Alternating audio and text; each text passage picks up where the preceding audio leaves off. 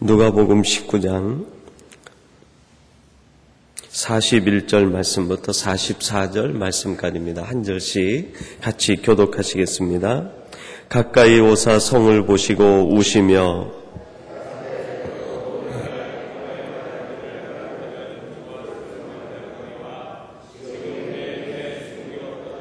날이 이를지라 내 원수들이 토송을 쌓고 너를 둘러 사면으로 가두고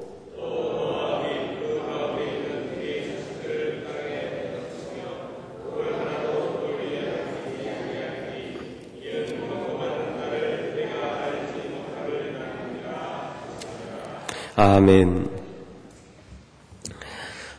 오늘부터 저희들이 고난주간 한 주간 동안 하나님 앞에 새벽을 깨우며 우리 마음의 기도 제목과 또 마음의 소원을 아뢰일 수 있는 귀한 시간을 허락해 주신 하나님 앞에 먼저 감사와 찬송을 드립니다. 그리고 여러분의 기도가 아름다운 향기가 되어서 하나님 보좌를 움직이고 하나님의 마음을 움직이는 간구가 되기를 간절히 바랍니다. 무엇보다도 이 기간을 통해서 우리의 신앙적 성숙이 이루어지고 우리의 삶의 경건이 더욱 성숙해지기를 간절히 소망합니다. 고훈 목사님께서 십자가라는 제목으로 시를 지으신 것이 있는데 이런 내용의 시입니다. 채찍에 맞으실 때 등은 밭 갈듯 이랑이 배고 당신 사랑한 사람들의 눈물이 시내이듯 적시고 씨앗들은 거기 떨어져 은신초로 삼았습니다. 이 땅의 모든 열매들이 이토록 아름답게 열리는 까닭을 비로소 깨달았습니다. 고훈 목사님은 이 시를 통해서 채찍에 매맞으신 예수님을 묵상하고 있습니다. 예수님은 채찍에 맞으실 때마다 그 등줄기와 온몸에 마치 밭에 이랑이 패이듯 살이 패였다고 그렇게 고백을 합니다.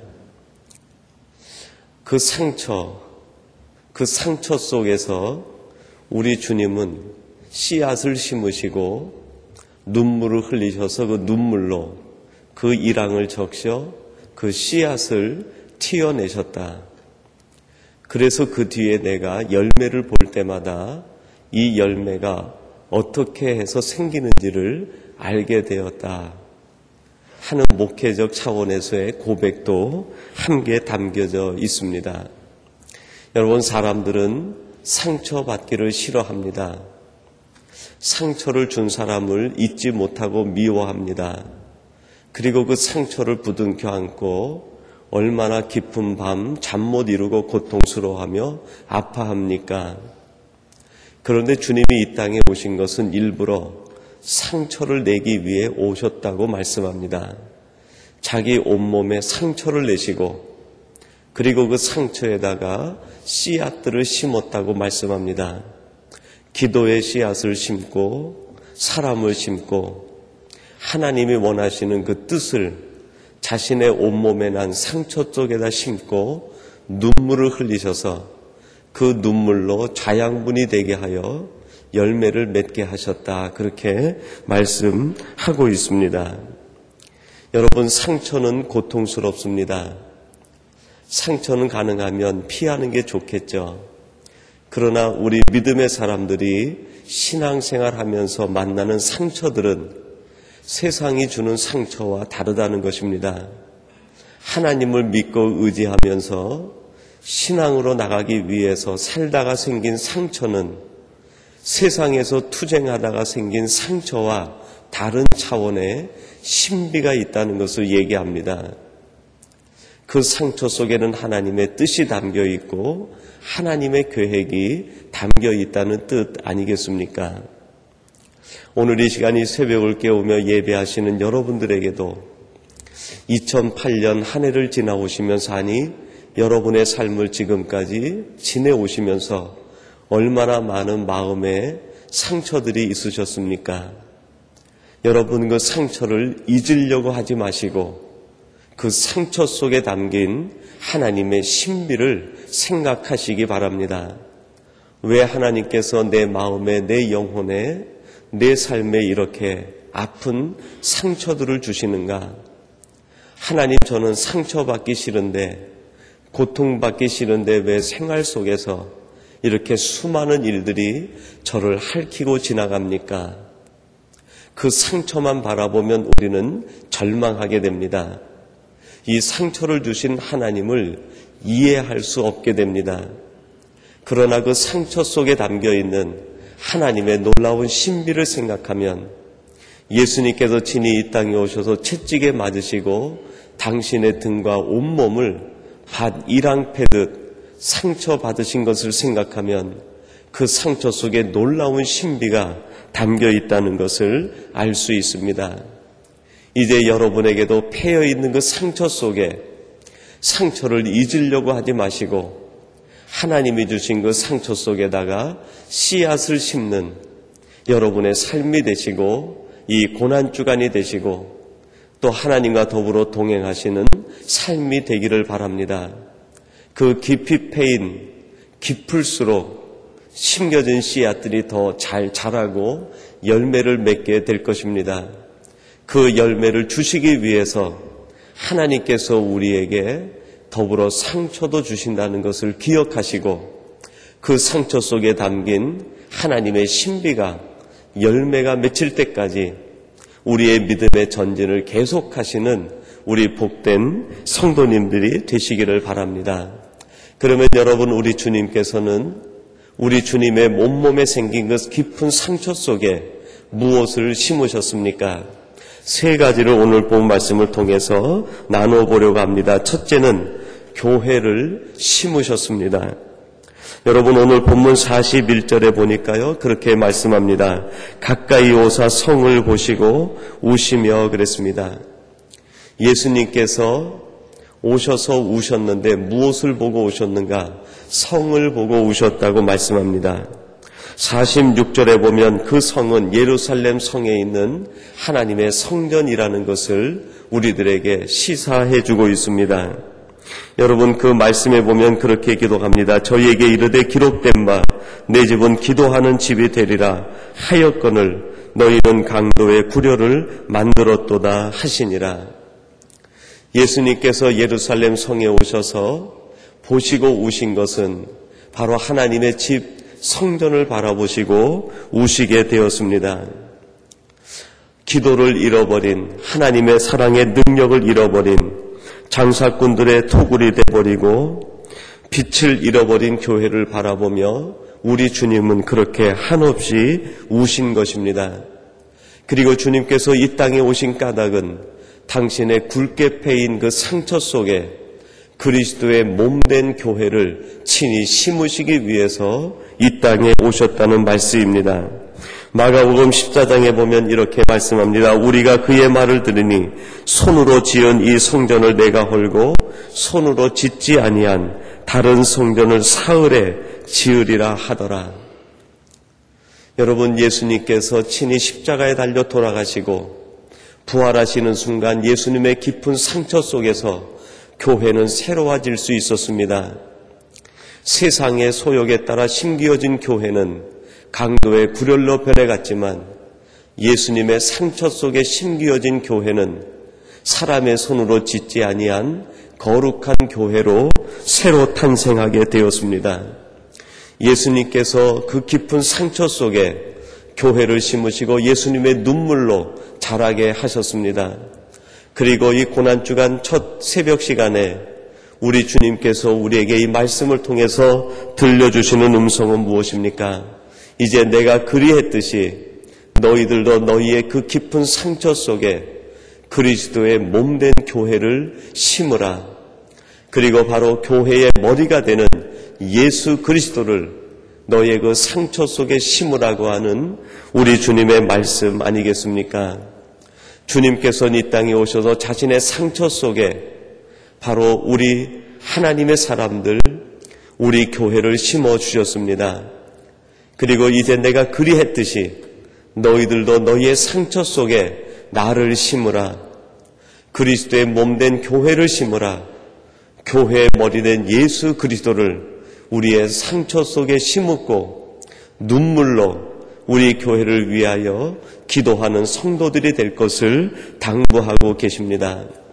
사랑하는 삼성의 가족 여러분, 이제 여러분들이 여러분의 그 상처 속에 다시 씨앗을 심때 우리 주님께서 몸된 교회로 새롭게 주신 우리 삼성교회를 심으시고 삼성교회를 위하여 눈물의 자양분을 흘려보내시는 우리 복된 성도들이 되시기를 바랍니다.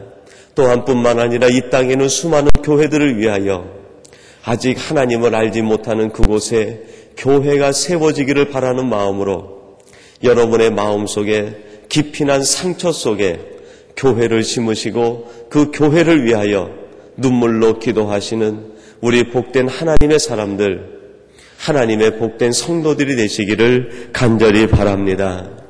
그리고 두 번째로 주님께서는 그 깊은 상처 속에다가 자녀를 심어주셨습니다. 여러분 44절에 보니까요 이렇게 말씀하십니다. 또 너와 및 그 가운데 있는 내 자식들을 맺히며 그랬습니다.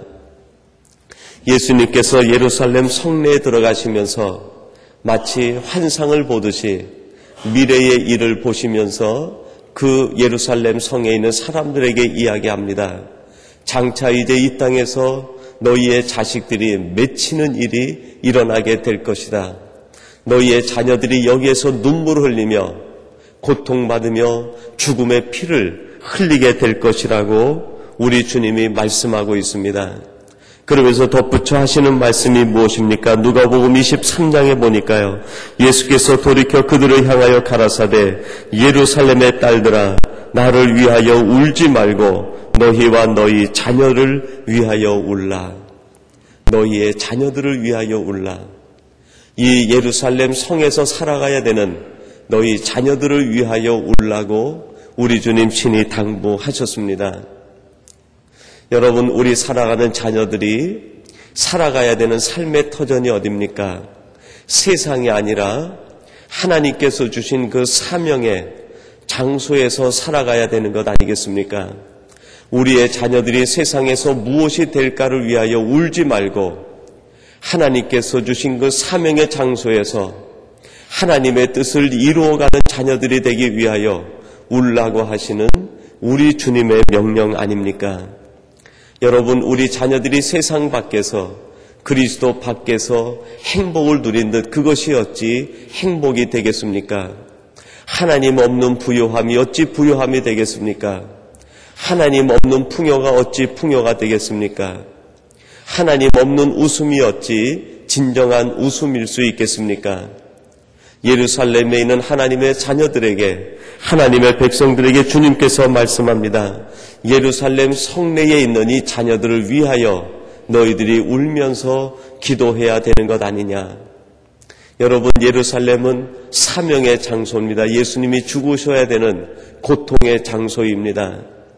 이제 우리 자녀들이 이 땅을 살아갈 때 때로는 사명 때문에 울고 우는 밤이 있을 수 있습니다. 사명의 장소에서 하나님의 뜻을 생각하며 그 뜻을 이루기 위하여 우리 자녀들이 더욱 하나님을 붙들고 고통스러워해야 되는 그 시간이 다가올 수 있을 수 있다는 것입니다. 그때에 우리 자녀들이 믿음을 잃지 않도록, 사명을 저버리지 않도록, 하나님의 뜻을 외면하지 않도록 그것을 위하여 울라고 하시는 우리 주님의 말씀 아닙니까? 여러분, 이것이 오늘 우리 부모들에게 주는 말씀의 의미는 무엇입니까? 너희 자녀들이 믿음 안에 살기 위하여 기도하라. 너와 내 자녀들이 사명을 쫓아 살기 위하여 기도하라. 너와 내 자녀들이 하나님의 뜻이 무엇인지 그 뜻을 분별하며 그 뜻을 이루어가기 위하여 눈물을 흘리며 기도하며 살아가라는 뜻 아니겠습니까? 여러분, 우리들은 교회의 역사 가운데 나타난 믿음의 어머니들의 눈물의 기도를 알고 있습니다. 어거스틴의 사명을 따라 살기 위하여 함께 울며 기도했던 어거스틴의 어머니 모니카의 기도를 우리는 기억합니다. 사무엘이 새 시대를 예비해서 하나님의 놀라운 사람으로 쓰임받기 위하여 눈물의 교훈을 부였던 한나의 기도를 우리는 알고 있습니다. 디모데에게는 유니게라고 하는 어머니가 있었고 어머니의 눈물이 있었습니다.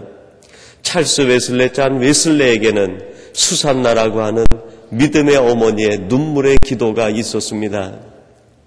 사랑하는 성도 여러분, 여러분의 자녀들에게 눈물의 기도, 눈물의 어머니가 되시기 바랍니다.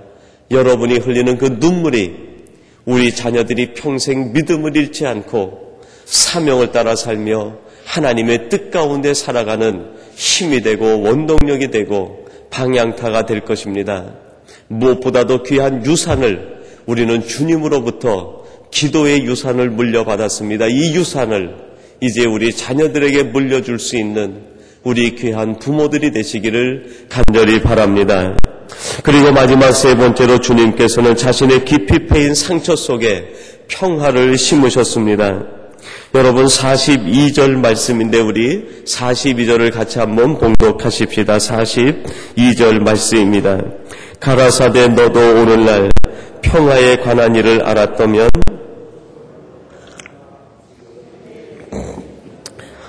아멘. 평화에 관한 일을 알았다면 좋을 뻔하였거니와 지금 내 눈에 숨기웠도다. 여러분 예수님께서 42절에 말씀하시는 이 말씀은 너희들이 평화를 원한다고 하면서 평화가 너희들에게는 숨겨져 있다, 감추어져 있다 그런 뜻의 말씀을 하십니다. 평화가 너희들의 눈에는 숨겨져 있다. 여러분 이 땅에 많은 사람들이 평화를 얘기합니다. 평화라는 이름으로 이루어지는 일들이 무엇입니까? 식민 정책이 이루어지고요. 강대국이 약소국을 평화라는 이름으로 전쟁을 일으키게 됩니다. 속박하게 됩니다. 다툼과 경쟁이 생깁니다. 수많은 인간의 이기심과 욕심을 채워가면서 그것을 이루는 정당한 방법으로 평화라는 이름을 사용하고 있습니다. 그것을 바라보며 너희들에게는 평화라는 이름은 있는데 실제 평화는 감추어져 있고 너희들에게 있는 것은 다툼과 분열과 상처와 계속되는 전쟁과 살육과 죽음의 연속이라는 것을 이야기하고 있습니다. 여러분 우리 주님께서 이 땅에 오실 때 하늘에서 들렸던 소리를 기억하고 계십니까? 지극히 높은 곳에서는 하나님께 영광이요 땅에서는 기뻐하심을 입은 사람들 중에 평화로다. 이 땅에서 진정한 평화는 예수 그리스도 한 분밖에 없다는 것을 얘기합니다. 그래서 우리 주님께서는 친히 이 땅에 오셔서 평화를 이룰 수 있는 방법을 우리에게 가르쳐 주셨습니다. 예수님이 우리에게 가르쳐 주신 평화를 이루는 방법이 무엇입니까? 예수님 등에다가 굵은 채찍 자국을 내는 상처 자국을 내는 그 사람들이 낸 상처 자국에다가 우리 주님께서는 하나씩 심으시고 눈물로 덮으시고 그들을 용서해 주셨습니다. 자신의 몸에 상처를 내는 대제사장을 그 사람이 낸 상처 속에다가 그 대제사장을 묻고 눈물로 덮으셨습니다. 자신의 몸에 가시가 밝힌 채찍으로 때리시면서 상처를 내는 로마 군병들을 향해서 아버지여 저들이 하는 것을 저들이 알지 못합니다. 도리어 그 로마 군병이 낸 상처 속에다가 상처 낸 사람을 원망하는 것이 아니라 그 사람을 거기에다 심고 눈물로 덮고 용서의 기도를 하나님 앞에 드리셨습니다. 그렇게 함으로만 참으로 참된 평화가 이루어질 수 있기 때문에 자신의 마음에 씻을 수 없는 고통과 아픔과 상처를 준 사람을 거기에다 덮고 그리고 눈물로 덮고 그를 위하여 기도하시는 주님, 이것이 참된 평화의 길이라고 우리에게 지금 말씀하고 계시는 것 아니겠습니까? 사랑하는 성도 여러분, 혹시 여러분에게 상처를 주고 아픔을 준 일이나 사람이 있습니까? 우리 주님께서 말씀합니다. 그 상처 속에다가 그 사람을 묻고 눈물로 기도하라. 그리하면 오히려 그 속에서 평화가 싹트고 열매가 맺히게 될 것이라고 말씀하고 있습니다. 여러분, 힘으로는 평화가 이루어지지 않습니다. 강함으로는 되지 않습니다. 오히려 섬김과 덮음과 용서로 우리 주님께서 보여주신 이 방법대로 우리 몸에 깊이 난 상처, 우리 마음에 난 상처 속에 상처를 낸 그 사람들을 묻고 상처난 그 일들을 묻고 기도할 때 오히려 주님이 그것을 덮어주시고 거기에서 새로운 하나님의 놀라운 열매들이 맺히게 하실 줄로 믿습니다. 이 고난주간이 예수님께서 스스로 무덤으로 들어가셨듯이 우리들도 우리의 몸에 난 상처 속에 그동안 우리 마음에 있었던, 우리 삶에 있었던 모든 것들을 묻는 무덤의 기간을 만드시고 그것을 통해서 새로운 하나님의 역사와 치유와 회복이 여러분의 삶의 경험으로 간증으로 나타나게 되기를 주님의 이름으로 축원합니다. 우리 같이 기도하시겠습니다. 하나님 아버지 감사합니다.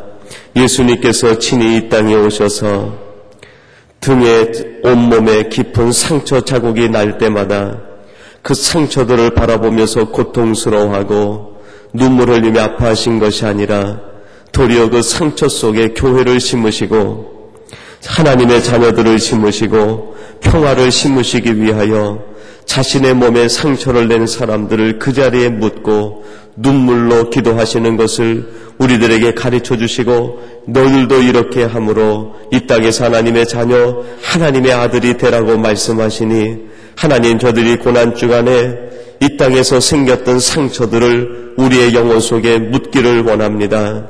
우리에게 상처를 낸 일들, 우리 마음속에 있었던 상처들 모든 것을 묻어버리고 눈물로 덮어 그것이 싹이나 자라나 열매를 맺히게 하시되 사랑의 열매와 용서의 열매가 맺히게 하여 주옵소서. 우리 심령 속에 진정한 치유와 회복이 일어나는 놀라운 은혜를 맛보도록 역사해 주옵소서. 오늘도 이 시간이 새벽을 깨우고 기도하시는 우리 모든 성도님들을 기억하사 한 분 한 분 하나님께서 어루만져 주시사 마음의 치유와 회복의 역사가 일어나게 하시고 우리가 생겼던 모든 상처들이 싸매임 받는 이 복된 시간들이 되게 하여 주시옵소서. 예수님의 이름으로 기도하옵나이다. 아멘.